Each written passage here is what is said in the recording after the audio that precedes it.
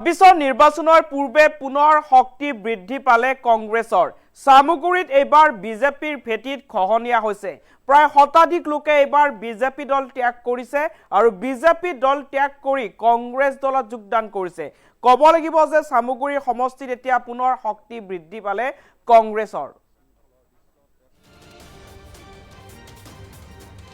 সামুগুৰিত পুনৰ শক্তি বৃদ্ধি পালে কংগ্ৰেছৰ ২৬ বিধানসভা নিৰ্বাচনৰ পূৰ্বে কংগ্ৰেছৰ শক্তিশালী উত্থান কংগ্ৰেছত যোগদান কৰিলে বিজেপিৰ শতাধিক নেতা কৰ্মীয়ে বিজেপিৰ পৰা কংগ্ৰেছলৈ এইবাৰ শতাধিক নেতা কৰ্মী বিজেপিৰ প্ৰতি এতিয়া মহভংগ হোৱা দেখিবলৈ পোৱা গৈছে ব্লক কংগ্ৰেছৰ কাৰ্যালয়ত কংগ্ৰেছ দলৰ বৃহৎ যোগদান সভা সামুগুৰিত বিজেপিক প্ৰত্যাহ্বান জনাই কংগ্ৰেছৰ বৃহৎ যোগদান কাৰ্যসূচী সামুগুৰিত শক্তিশালী স্থিতিৰ দিশে এতিয়া অগ্ৰসৰ হৈছে কংগ্ৰেছ দল গৰাজান ব্লক কংগ্ৰেছৰ সভাপতি তাৰিক আহমেদৰ উপস্থিতিত কংগ্ৰেছৰ যোগদান সভা উপস্থিত ব্লক কংগ্ৰেছৰ সাধাৰণ সম্পাদক আব্দুল ৰফিক মোখলেছ আহমেদ সিৰাজুল ইছলামৰ নেতৃত্বত শতাধিক নেতা কৰ্মীয়ে এইবাৰ কংগ্ৰেছ দলত যোগদান কৰিছে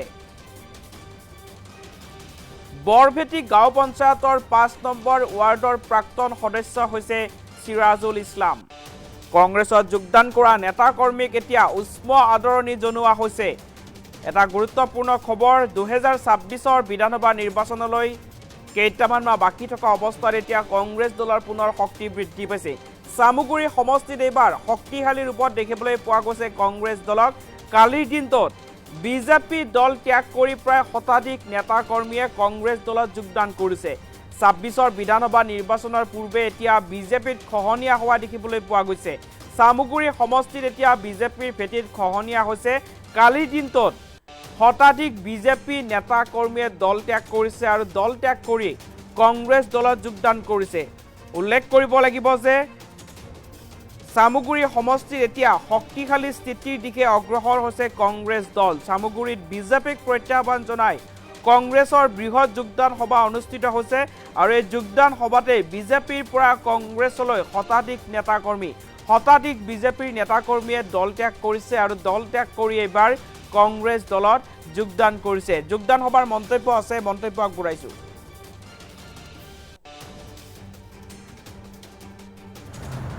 আজি আমাৰ সকলো সতীৰ্থ মিলিত হওঁ গৰাজান ব্লক কংগ্ৰেছ এলেকাৰ ১৩টা মণ্ডল কংগ্ৰেছ এলেকাৰ মণ্ডল সভাপতিকে প্ৰমুখ কৰি গৰাজান ব্লক কংগ্ৰেছৰ বিষয় বিভাগসকল আঞ্চলিক পঞ্চায়তৰ সদস্যসকল আৰু সহকৰ্মীসকল সকলো মিলিত হওঁ আৰু এই মিলিত আমাৰ এই কাৰ্যসূচীতেই আজি আমাৰ মাজত আহি উপস্থিত হয় সিৰাজুল ইছলাম ডাঙৰীয়াদেৱ তেখেতে আমাৰ দলৰ প্ৰতি আকৃষ্ট হৈ আগন্তুক দিনত আমাৰ দলৰ হৈ কাম কৰি যোৱাৰ প্ৰতিশ্ৰুতিৰে তেখেতে আজি কংগ্ৰেছ দলত যোগদান কৰে এখেত সিৰাজুল ইছলাম ডাঙৰীয়া মই আপোনালোকৰ আগত পৰিচয় কৰি দিলোঁ আজি আমাৰ সকলো সতীৰ্থ মিলিত হওঁ গৰাজান ব্লক কংগ্ৰেছ এলেকাৰ ১৩টা মণ্ডল কংগ্ৰেছ এলেকাৰ মণ্ডল সভাপতিকে প্ৰমুখ কৰি গৰাজান ব্লক কংগ্ৰেছৰ বিষয় বিভাগসকল আঞ্চলিক পঞ্চায়তৰ সদস্যসকল আৰু সহকৰ্মীসকল সকলো মিলিত হওঁ আৰু এই মিলিত আমাৰ এই কাৰ্যসূচীতেই আজি আমাৰ মাজত আহি উপস্থিত হয় সিৰাজুল ইছলাম ডাঙৰীয়াদেৱ তেখেতে আমাৰ দলৰ প্ৰতি আকৃষ্ট হৈ আগন্তুক দিনত আমাৰ দলৰ হৈ কাম কৰি যোৱাৰ প্ৰতিশ্ৰুতিৰে তেখেতে আজি কংগ্ৰেছ দলত যোগদান কৰে এখেত সিৰাজুল ইছলাম ডাঙৰীয়া মই আপোনালোকৰ আগত পৰিচয় কৰি দিলোঁ মোৰ পোনপ্ৰথম ৰাজনৈতিক দলত কংগ্ৰেছ দলতে মই অৱতীৰ্ণ হৈছিলোঁ ২০০৮ চনত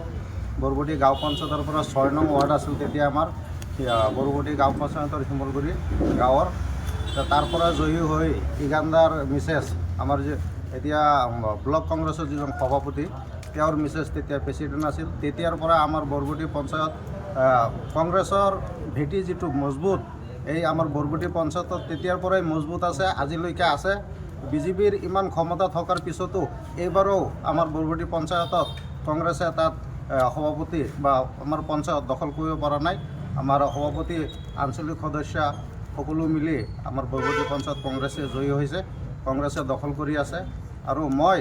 ৱাৰ্ড মেম্বাৰ মোৰ দাদা আছিল দাদা বিজেপি দলৰ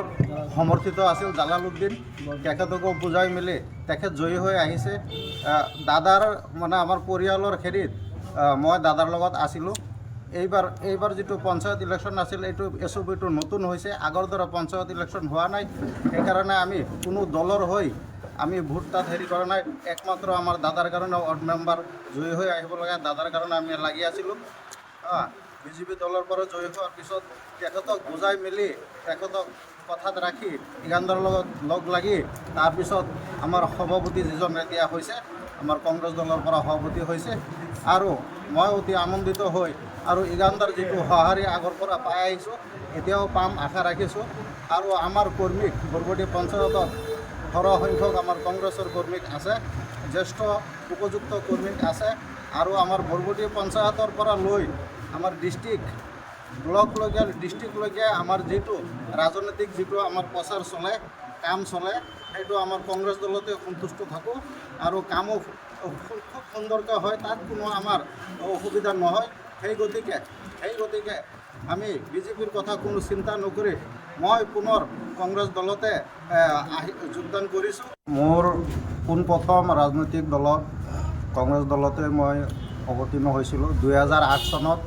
বৰবতী গাঁও পঞ্চায়তৰ পৰা 6 নং ৱাৰ্ড আছিল তেতিয়া আমাৰ বৰবতী গাঁও পঞ্চায়তৰ শিমলগুৰি গাঁৱৰ।